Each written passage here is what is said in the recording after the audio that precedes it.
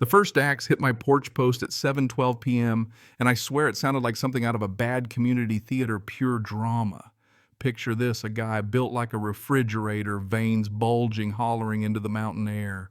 By order of Summit Vista HOA, we're initiating voluntary demolition.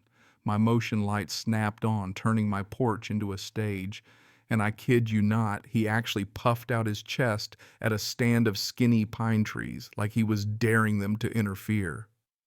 There was a squirrel perched up above Little Paws, cross just full on judging us, chittering away like, man, this is embarrassing for everyone involved.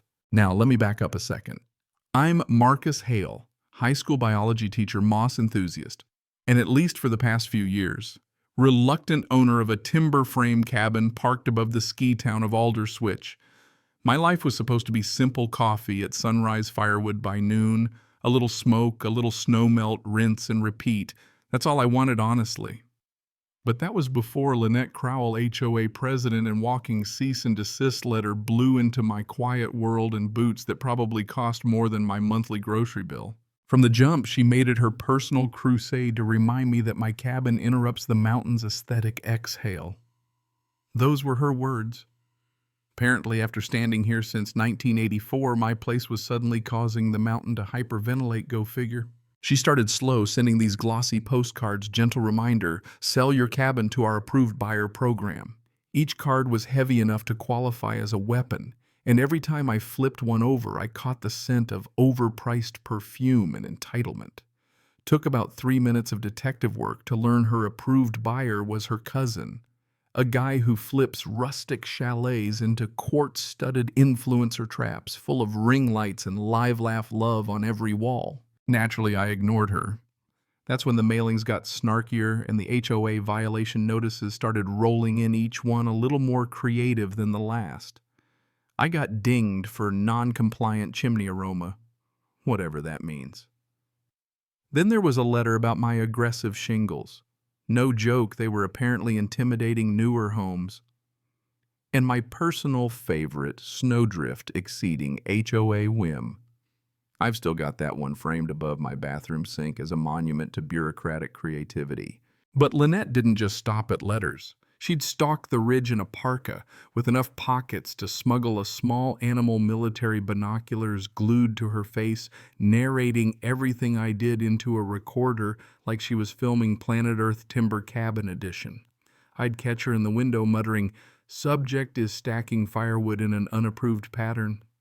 Wood grain appears deliberately confrontational."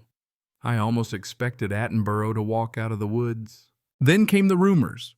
She started whispering around the neighborhood that I was storing bears on my property.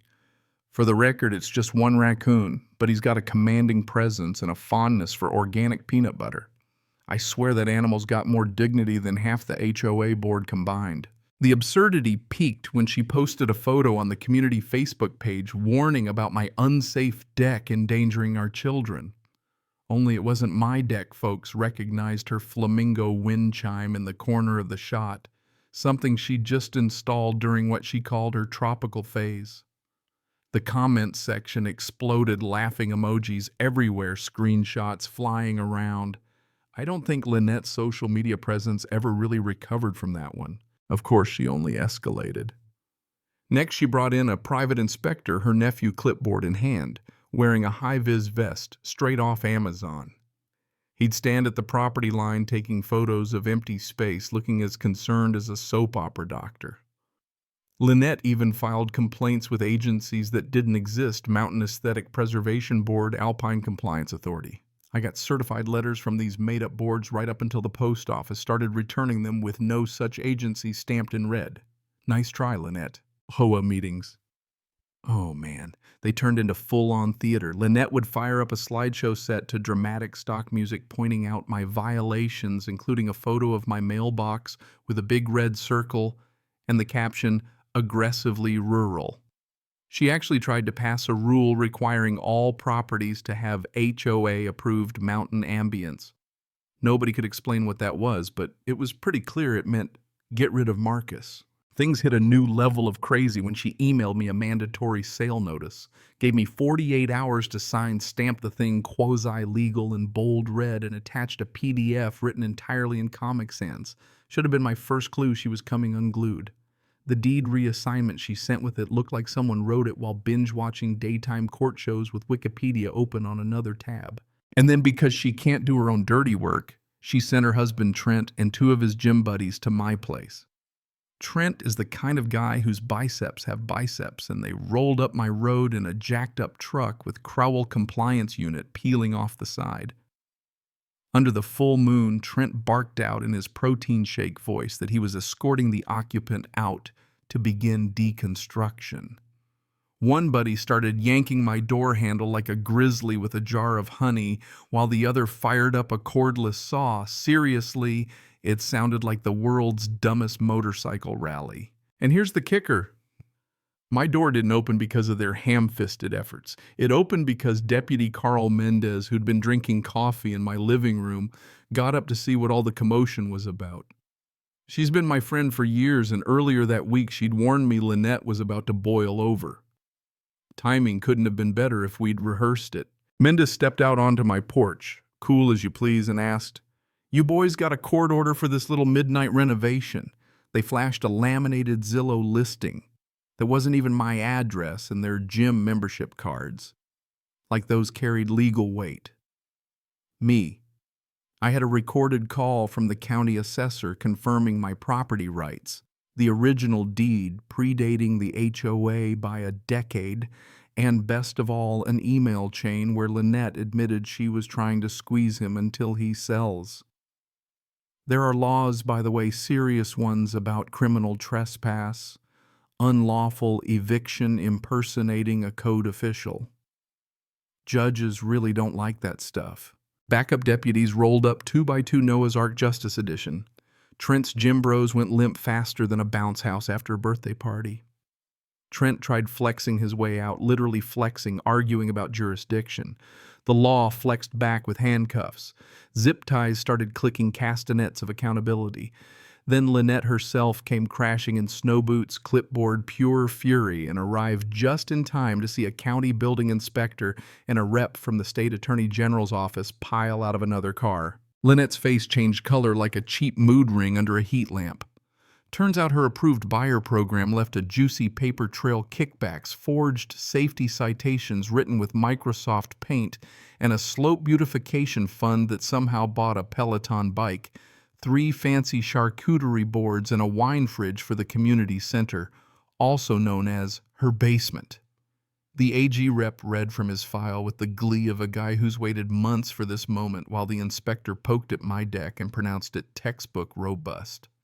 Meanwhile, he called Trent's little saw stunt a felony with extra steps and poor form. When the deputy asked for Lynette's famous evidence binder, a receipt fluttered out payment to Macho Muscle Movers, LLC, muscle spelled wrong, which would have been hilarious if it wasn't so sad. By then, half the neighborhood was recording with their phones. Someone started a slow clap with Mitten's wool thumping on wood, a rhythm of pure, unfiltered vindication. Lynette's walk of shame to the police car was almost poetic. By spring thaw, her credibility melted right along with the snow.